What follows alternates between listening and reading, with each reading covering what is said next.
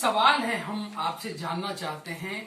किन्नर समुदाय के लोगों के कल्याण के लिए इन सवालों का होना बहुत ही जरूरी है। पहला सवाल यह है कि समाज के लोग आपको कैसे देखते हैं। कुछ लोग अच्छा भी देखते हैं, कुछ लोग बुरा भी देखते हैं। आप इन अच्छे और बुरे के बीच में कैसे अच्छाई के साथ हर लोगों का हित करते हैं और अपने मन पे जो इतना बड़ा बोझ है इस बोझ को भी लेकर चलते हैं। देखिए, कहते हैं जो हम लोग का तो मजा उड़ाता है, लेकिन क्या करें, हमारा तो जन्म जाति हमारे पूर्वजों की लेके हम चलते हैं। हमारे जब से धरती, आप तो फिर एक दार बोले तो फिर बोल रहे हैं, जब से धरती निर्माण हुआ हमारे पूर्वजों ने लेके चला। रामराज के हम लोग किन्नर समाज हैं। हम लोग का गीता, रामायण, बाइबल सब में लिखा हुआ है। ये हम नहीं बोलते हैं, ग्रंथ में लिखा हुआ है। किताबों ने उल्टा के देखे लोग जो हम लोग क्या हैं।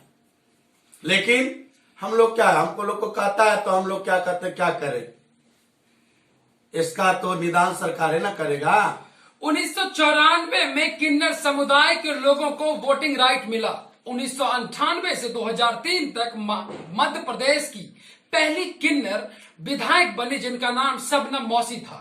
शबनम मौसी ने किन्नरों के विकास के लिए कई सारी योजनाएं और कई सारे योजनाओं के क्रियान्वयन के लिए संबंधित प्रदेश के मुख्यमंत्री पर दबाव बनाया। आज भी मध्य प्रदेश में किन्नर समुदाय की आबादी लगभग 30,000 के आसपास है, जो 2011 की जनगणना के आधार पर है। लेकिन मध्य प्रदेश भारत का पहला ऐसा राज्य है जो किन्नर समुदाय के लोगों के समुचित कल्याण के लिए कई विकास और कई संवैधानिक मान्यता दिया है।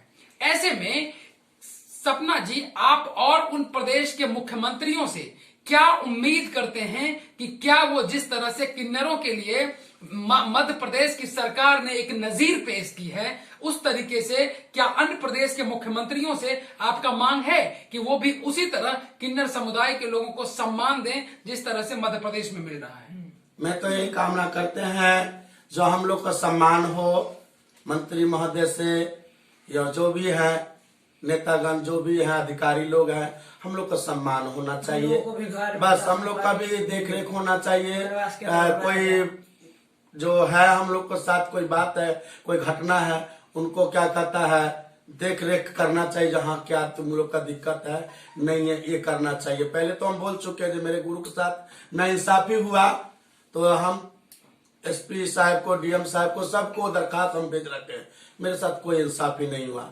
यही कहना चाहते जो हम लोग के साथ, किन्नर समाज के साथ इंसाफी होना चाहिए, समाज में मान पान होना चाहिए।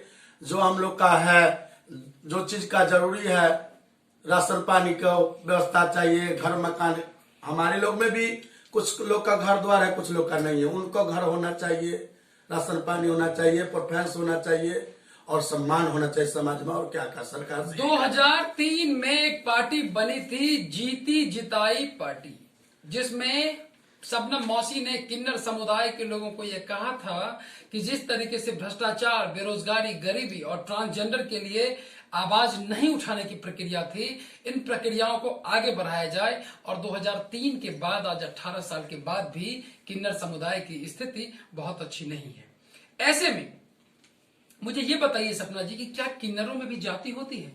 नहीं, हमारे किन्नर में कोई जाति नहीं होते हैं। हम लोग एक हैं। कुछ लोग नाच गाना करके खाते हैं, कुछ लोग अपना हर एक को तरह से अपना कमाते पेट के लिए। कोई भीख का अपना ट्रेन में मांगता है, कोई नाच गाना करके खाता है, कोई थोड़ा देश, अब क्या कहें, कोई अपना शरीर का क्या करता है, अपना सेक्स वजल करके खाते हैं, कोई क्या करता है ट्रेन में मांग के खाता है, कोई अपना बधाई नाच के खाता है।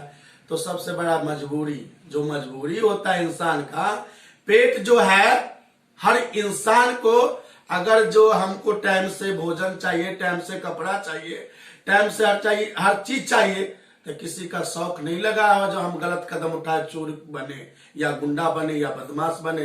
गुंडा, बदमाश या लुच्चा छिनार बनाया जाता है, वो भी बनता है कैसे, पेट के लिए बनते हैं।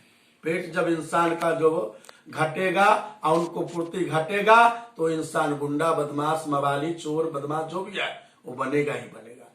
इसीलिए चाहते हैं हर गरीबों को, सरकार से कहते हैं, हमारी नहीं, हमारे हर गरीबों को व्यवस्था चाहिए। किसी को है तो बोरे बोरे नोन, और किसी को है तो रोटिए पे नून नहीं। तो उनको तहकीकात करके उनको एक एक घर छानबीन कर को हर गरीब को हर को देख देख के उनको क्या करता देना चाहिए। प्रेफरेंस घर नहीं है, किसी को रोड पर भीख मांग रहा है, किसी को रहने के कपड़ा नहीं है तन पे, किसी को क्या कहता है एक शाम खाता है तो 2 दिन भूखा रहता है। तो हम सरकार से यही कहना चाहते हैं, जो आप वो अपना क्या कहते हैं सरकार है, वो चाहेंगे तो बहुत कुछ हो सकता है, वो चाहेंगे तो कुछ भी नहीं हो सकता है। लेकिन उनका अपना करे, देख एक एक घर देख के एक एक जो कहाँ गरीब है, कौन क्या है नहीं है, सबको देख रेख करके घर घर खोज करके घर घर पता लगा करके उनको देखे बायोडाटा जी कहाँ तक इसका गरीबी है, क्या है, कैसे जी रहा है, कैसे नहीं जी रहा है, उनका देखे। हमारा यही कहना है। और क्या कहेंगे? किन्नर समुदाय पर लिखी किताब तीसरी ताली जो प्रदीप सौरभ ने लिखी, इस किताब में किन्नर समुदाय के आर्थिक और सामाजिक हालात पर एक नॉवेल था। इस किताब का काफी विरोध भी हुआ, कई सारे पुरस्कार भी मिले, लेकिन किन्नर समुदाय के दर्द को बयां करने का जो उनका उद्देश्य था वो आज भी पूरा नहीं हुआ। हमारे साथ सुमन जी हैं, सुमन भारती, जो किन्नर समुदाय के लिए एक्टिविस्ट हैं। हम इनसे जानना चाहते हैं कि इनके हिसाब से किन्नर समुदाय के लिए कौन से वो 5 काम हैं जो प्राथमिकता के आधार पर किया जाए तो इनको लगता है कि इनके समुदाय का विकास हो पाएगा और इन्हें मान सम्मान के साथ जीवन यापन हो पाएगा। सबसे पहले आपका कार्यक्रम में स्वागत है। नमस्ते। आप ये बताइए कि आपके हिसाब से 5 वो कौन से काम हैं जो हो जाए तो आपको लगेगा कि सरकार ने किन्नर समुदाय के लिए अच्छा काम किया है। मैं तो बस सरकार से यही मांग करूंगी, पहले हम लोगों का पुनर्वास केंद्र बनाया जाए। हम लोग कहीं भी जाते तो अपना घर नहीं मिलता है, और कहीं बाहर गया लोग तो क्या बोलता है कि किराए के मकान भी नहीं देने के लिए चाहता है लोग, कि कहीं रहने के लिए, गुजारा करने के लिए। और दूसरी नंबर, जो पढ़े लिखे हैं उन लोगों को नौकरी चाहिए, और जो पढ़े लिखे नहीं है उनको छोटा मोटा कोई भी रोजगार सरकार की तरफ से दुकान करने के लिए लोन मिलता है। देखते हैं गांव में, गांव घूमती हूँ तो देखती हूँ, जैसे गरीब लोग को लोन मिलता है तो उस तरह का लोन देकर किसी का बिजनेस बनाया जाए, किसी को कुछ दे। जो हम लोगों की मांग है, जो हम लोग जो करते आ रहे हैं, वो हक हमसे न छीना जाए, क्योंकि हम लोग को कोई काम पे रखता ही नहीं है। किसी के यहाँ झाड़ू पोछा करने के लिए भी जाएंगे तो कोई नहीं रखेगा, कभी मुगा गया है, छक्का गया है, उसको नहीं रखना है, हमारे बेटा खराब कर देगा, गाँव में समाज में बदनामी होगा। तो हमारा जो काम है पैसा है। ओहो, तो इसीलिए हम लोग जो करते हैं तो हम लोग को करने दिया जाए। और दूसरी बात, हम लोग की सुरक्षा मुहैया कराई जाए। रास्ते पर चलते हैं तो लोग सीटी मारता है, भगवतिया कसता है कि देखो क्या तरफ पे जा रही है, क्या माल जा रहा है, फलना है ठिकाना। अरे बोलने वाले तो 1000 बातें बोलते हैं, तो उससे हमको कोई मतलब नहीं। हम तो अपने काम से मतलब रखते हैं कि और नजरिया बदले। हम लोग अब हम लोग भी चाहते हैं कि इस समाज से निकल के आगे हम लोग भी कुछ करें, गरीबों के लिए भी करें। आज हम लोग 4-5 दिन पहले सूप बांटे थे, कुछ अपने पैसे जमा कर करके साल भर में हम लोग गरीब को लिए अनुदान दिए हैं। तो ऐसा हम लोग भी चाहते हैं कि हम भी सोशल वर्कर बने, लोगों का क्या बोलते हैं विकास करें, गरीबों का सहायता करें। तो हम लोग को बस यही चाहिए। किन्नर समुदाय के उत्थान के लिए और उनको कानूनी मान्यता देने के लिए 2014 में सुप्रीम कोर्ट ने एक फैसला दिया था। उस फैसले के आधार पर किन्नर समुदाय को उनके मान सम्मान के लिए एक प्रक्रिया शुरू हुई। लेकिन 2018 में जब लोकसभा में यह कानून लाया गया, जिस कानून का नाम ये था ट्रांसजेंडर अधिकार संरक्षण बिल 2018, तो इसका जमकर विरोध हुआ। किन्नर समुदायों का यह कहना था कि यह मौलिक अधिकारों का हनन है। उस कानून में यह प्रावधान था कि आप किसी से पैसा नहीं मांग सकते और सार्वजनिक जगह पर आप जा नहीं सकते। ऐसे में किन्नर समुदाय के लिए जीविकोपार्जन का जो मुख्य स्रोत है, इन बातों को ही मौलिक अधिकार का हनन बताया गया था।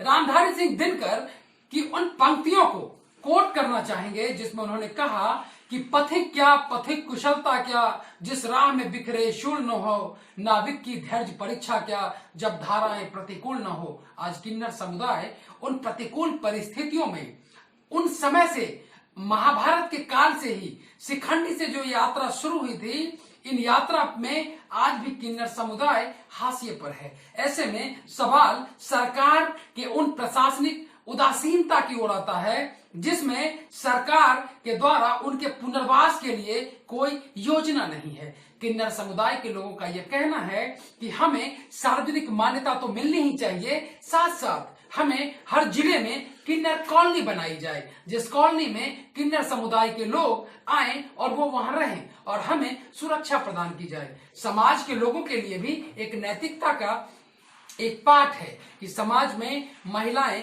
और पुरुष जो दो जाति हैं प्राकृतिक रूप से, इन्हीं महिलाओं और पुरुष के मिलन के बाद ये तीसरी जाति ट्रांसजेंडर की उत्पत्ति होती है। लेकिन वो ट्रांसजेंडर को कोई भी समाज में सार्वजनिक स्वीकार्यता नहीं होती। लेकिन ऐसे में अगर किन्नर समुदाय मांगकर किसी भी तरह से उन गरीबों के कल्याण के लिए काम करती हैं, तो यह कहना बिल्कुल उचित होगा कि अगर किन्नर समुदाय के लोग नहीं रहेंगे तो समाज में महिलाओं, लड़कियों के प्रति अपराध बढ़ेगा, क्योंकि इनके कारण ही समाज में सामाजिक शांति का एक माहौल स्थापित करने में इनका एक बहुत बड़ा योगदान है। ऐसे में किन्नर समुदाय का ये रास्ता और इनकी ये लड़ाई अपने आप में एक अंतहीन संघर्ष का रूप ले चुकी है।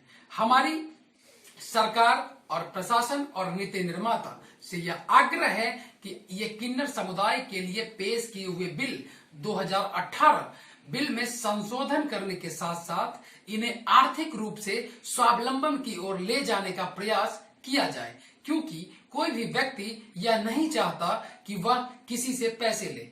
इनका भी अपना मान है, अपना सम्मान है, अपना विचार है। सरकार की योजनाएं जिन गरीबों के लिए बनती है, चाहे वह मुद्रा योजना हो या सरकार की अन्य योजना, अगर उन योजनाओं में इन किन्नरों को भी अधिकार मिलेगा तो ये अपने मान और सम्मान के साथ अपना जीविकोपार्जन करेंगे। लेकिन वर्ल्ड बैंक, यूनाइटेड नेशंस और एमनेस्टी इंटरनेशनल और United Nations human right commission ने आज तक अखिल भारतीय स्तर पर कई काम होने के बाद भी किन्नरों के लिए कोई इस तरह से इंटरनेशनल कम्युनिटी ने कोई ग्रांट का प्रोविजन नहीं किया है। सरकारी मान्यताएं कुछ भी हों, किन्नर आज भी हाशिए पर हैं।